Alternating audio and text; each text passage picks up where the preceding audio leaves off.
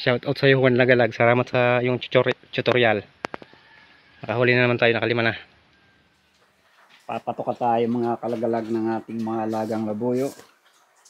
At sa mga alaga ko sa ngayon mga idol, ang dalawa dito ay bigay pasasalamat. Ang isa nating ka-hunter na si Bernardinho ng Bulusan, Sorsogon. Ang kanyang regalo sa akin mga idol ay ang panglima sa kanyang huli noong last season. July 27, 2025. Shout out sa iyo Juan Lagalag. Panglimang huli. Unang huli ngayong July. At dahil nga yan ay bigay pasasalamat dahil sa ang ating ka-hunter ay natuto sa paggawa ng CI trap sa aking mga tutorial sa YouTube. At dahil nga doon, dahil sa tuwang-tuwa itong ating ka-hunter na natuto siya, at ang panglima na kanyang huli ay kanyang irinigalo sa atin at mayroon pang isang kasamang inahin na labuyo na nakuha niya rin sa pangangaso niya sa pamamagitan ng bitag.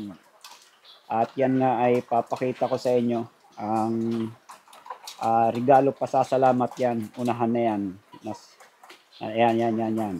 Medyo mailap pa yan at ang pangalawang ang bigay sa akin ng ating ka-hunter ay itong isang inahin.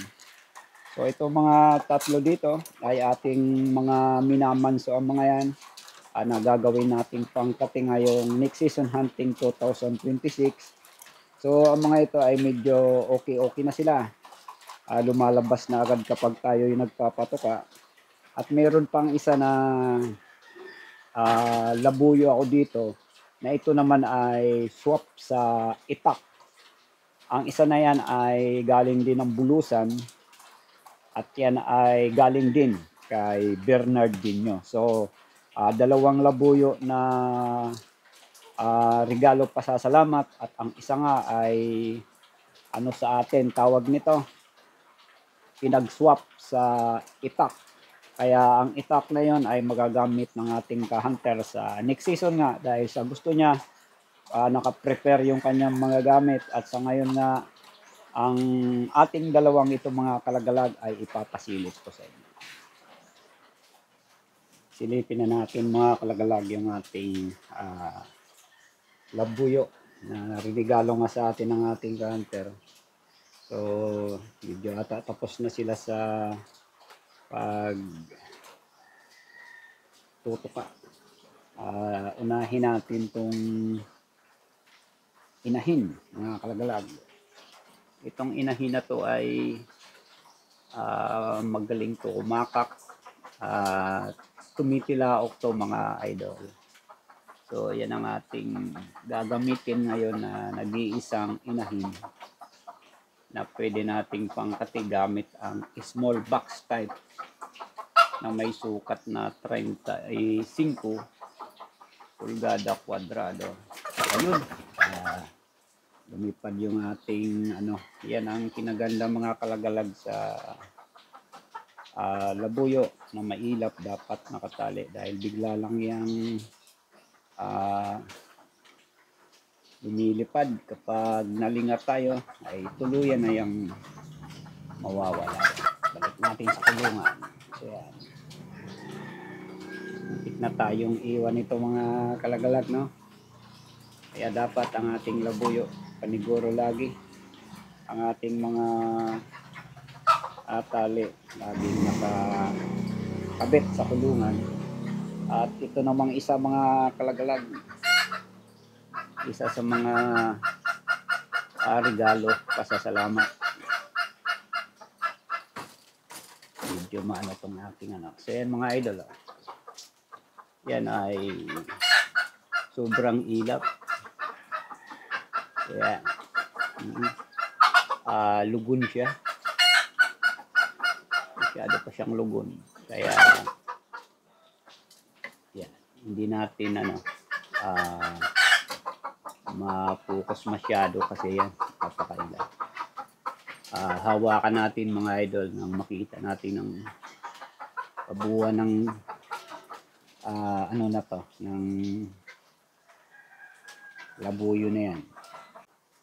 Ito mga idol ang isa sa regalo nga sa atin ni Bernard Dino. So yung kanyang palong ay bagsak pa at talagang napakailap dahil nga nahuli to nung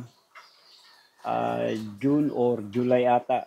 Tapos na yung katiyan at nakapagpasalpok pa itong ating hunter nung tapos na ang season hunting. So ito ay napakagandang pangkati mga kalagalag dahil galing Mount Bulusan at ang katangian ng isang pangkating labuyo ay nakikita natin dito sa ating hawak ngayon. At kay Bernardino ng Bulusan, Sorsogon, maraming salamat idol sa dalawa mong regalo sa aking labuyo. At sa mga ka-hunters pa natin dyan na gustong matuto ng CI na gumawa nga tulad nga ni Bernard, pinagtiyagaan niyang manood sa aking YouTube channel sa mga tutorial at siya nga ay natuto at alam ko na marami pang susunod sa kanya na matututo sa paggawa ng CI trap para nga kapag hunting season ay hindi na pa mag-order sakali at makakagawa ng sariling CI. At sa mga nagtatanong sa akin, punta lang kayo sa aking YouTube channel, Juan Lagalag. So yan, nandyan lahat. I-search nyo lang ang gawa ng ring, solid direct ring, with ring na tanso at kahit ang dipa mo ay meron tayo dyan hanggang sa umpisa sa paggawa ng tawag dito